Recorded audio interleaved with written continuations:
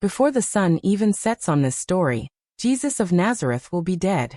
And after everything we've waited for, everything we've prayed for, the Chosen is finally about to show us exactly how because let's be honest, we've been waiting for this moment since season 1. Since the very first time Jonathan Roumie looked into the camera as Jesus, and we all felt something shift. And now, after 86 grueling days of filming, the longest shoot this show has ever done, season 6 is finally here, and it is not holding anything back. This is the season that takes us into the final 24 hours of Jesus's life. Good Friday. The arrest, the trial, the crucifixion, and the total collapse of everything the disciples thought they understood. Dallas Jenkins has said this season is about surrender. Watching Jesus surrender to something extraordinarily painful, while his disciples, confused, broken, and completely lost, have to surrender too. And when you really sit with that idea, it hits different, because we are not just watching a story we already know the ending to. We are watching people in real time lose the person they loved most in this world, and they have absolutely no idea what is about to happen next. Season 6 will premiere on Prime Video on November 15th, with the first 3 episodes dropping all at once, followed by one new episode every week through December 6th. But here is the part that changes everything. The season finale, the episode that shows the crucifixion in full, is not going straight to streaming. It is being released as a full-length theatrical event in theaters worldwide in spring 2027. Let that sink in for a second. This is not just another episode of a show.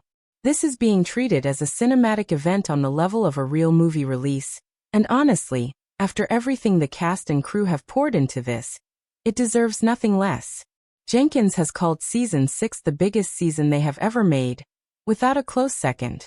The visual effects alone are more extensive than anything the show has attempted before, and every single episode is being translated into dozens of languages at the same time as release, instead of waiting like they used to. And then there is the filming schedule itself, which honestly still gives me chills just thinking about it. Almost this entire season was shot at night. Real, overnight filming night after night, to capture the literal darkness of the hour when Jesus was betrayed, arrested, and put on trial. Think about what that means for a second. The betrayal in the garden. The illegal arrest. The disciples scattering into the shadows, terrified and directionless. All of it happened under the cover of night in Scripture, and now the cast and crew have relived that same darkness in real life, night after night, for months. That is not just a filming choice. That is a team trying to feel what those first followers felt. And it clearly took a toll. Jonathan Roumie has openly called this the hardest work of his entire career. And that is saying something considering he has carried the weight of playing Jesus for 5 seasons already. He visibly lost weight and muscle for this role, but he has said the physical toll was honestly the easier part. The emotional and spiritual weight of portraying Christ's final hours pushed him somewhere he had never been before as an actor. And when the person playing Jesus is telling you it broke him in ways he did not expect, you know this season is going to hit differently than anything that came before it. Now let's talk about what we are actually seeing in episode 1, because the teaser clips that have already been released are enough to make your stomach drop. The episode opens right where season 5 left us gutted, in the Garden of Gethsemane, in the immediate aftermath of the arrest. There is a moment where Jesus turns to Malchus, the man whose ear was cut off in the chaos, and says one line that stops you cold. This is your hour, the hour of darkness. Not a moment of panic from Jesus. Not fear. A quiet, devastating acceptance that this was always coming, and that he is choosing to walk into it anyway. Meanwhile, everything around him is falling apart. John is heard telling one of the other disciples that Jesus was arrested illegally, without a warrant, and that alone should tell you how chaotic and lawless this entire process really was from the very first moment. Big James is trying to hold the group together, telling the other disciples they need to stick close, they need to stay unified, because right now unity might be the only thing keeping them from completely falling apart. And then there is Mary Magdalene, desperately asking where Judas is. Not in anger. In confusion. In heartbreak.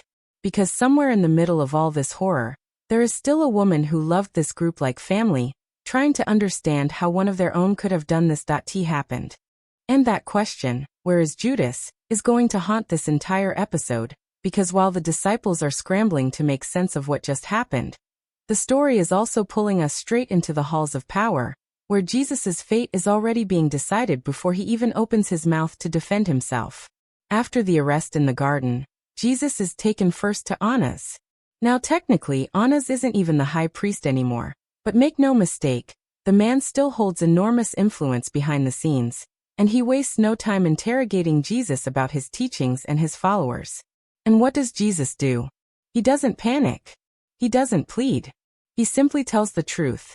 He says he has taught openly in public where everyone could hear him, so why are they questioning him now like he has something to hide? And the response to that honesty is chilling. One of the guards steps forward and strikes him across the face for daring to speak plainly to the men trying to destroy him. Just sit with that for a second. This is a man who has done nothing but heal, teach, and love people. And the very first thing that happens to him in captivity is violence for telling the truth. From there, things escalate fast. Jesus is sent to Caiaphas, and this is where the so-called trial really begins to unravel into something closer to a mob than a court of law.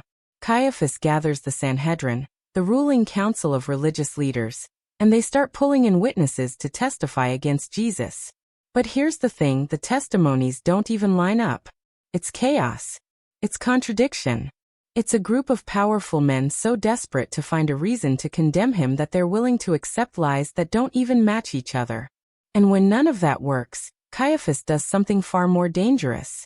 He looks Jesus directly in the eye and asks him, point blank, if he is the Messiah. And Jesus, knowing exactly what this answer will cost him, tells the truth anyway. He tells them they will see the Son of Man seated at the right hand of power, coming on the clouds of heaven.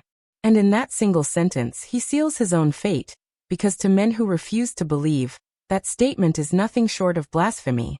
Caiaphas tears his own robes in outrage. And just like that, a death sentence is handed down. But here's where it gets even more tangled.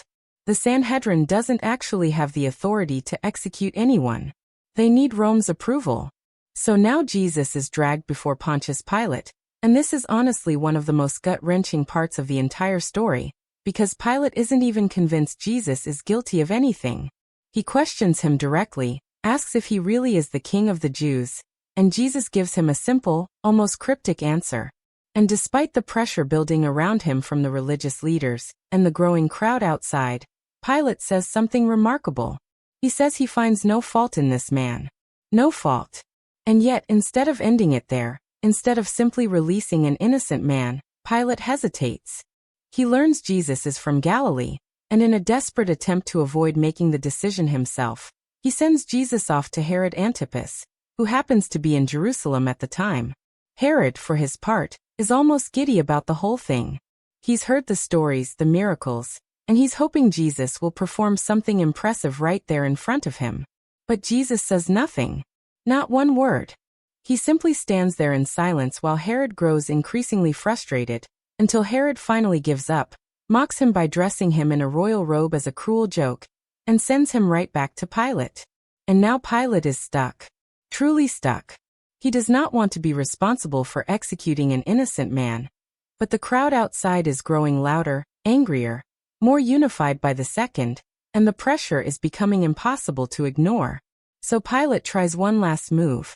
Following the Passover custom, he offers to release one prisoner, and he lets the crowd choose between Jesus and a violent criminal named Barabbas. And if you didn't already know how this story ends, you would assume there's no way they choose the criminal over him. But that's exactly what happens. The crowd screams for Barabbas, and Pilate, against everything he seems to believe is right, gives in to the noise. What follows next is brutal in a way that's hard to even put into words. Before handing Jesus over, Pilate has him flogged, and this wasn't some symbolic punishment. This was skin-tearing, muscle-deep, soul-breaking pain. Then the soldiers take it even further, twisting together a crown of thorns and forcing it onto his head, draping him in a purple robe, mocking him as king while striking him again and again. And through all of it, Pilate makes one final attempt to reason with the crowd, but they won't budge. Crucify him. Crucify him. Over and over, until Pilate finally washes his hands in front of everyone, declaring himself innocent of what's about to happen, and hands Jesus over to be crucified. This is the emotional and spiritual core of episode 1. And if the teaser clips we've already seen are any indication, The Chosen is not going to soften a single moment of it. Now, if you thought that alone was heavy, wait until you hear what the cast has been saying about actually living through these scenes. Because this wasn't just another day on set for them. This broke something open in every single one of them. Jonathan Roumie has said carrying the weight of Christ's final hours took him to places he had never been before as an actor. Emotionally and spiritually, not just physically. Elizabeth Tabish, who plays Mary Magdalene, described watching someone you love be tortured and mocked as genuinely awful. And when you think about who Mary is to this story, a woman whose entire life was changed by this man, that pain makes complete sense. And Abe Bueno-Jalad, who plays Big James, said something that gave me chills. He talked about being on set on days he wasn't even scheduled to work, just to witness what was happening, because the focus and the intensity from the cast was unlike anything he'd ever seen. Almost all of season 6 was filmed at night, on purpose, to physically live inside the darkness that the Gospels describe. Betrayal, denial, injustice, all unfolding under cover of night. And now the people bringing this story to life have spent months filming in that same darkness, night after night, until it clearly started to feel less like acting, and more like something they were carrying with them off set too.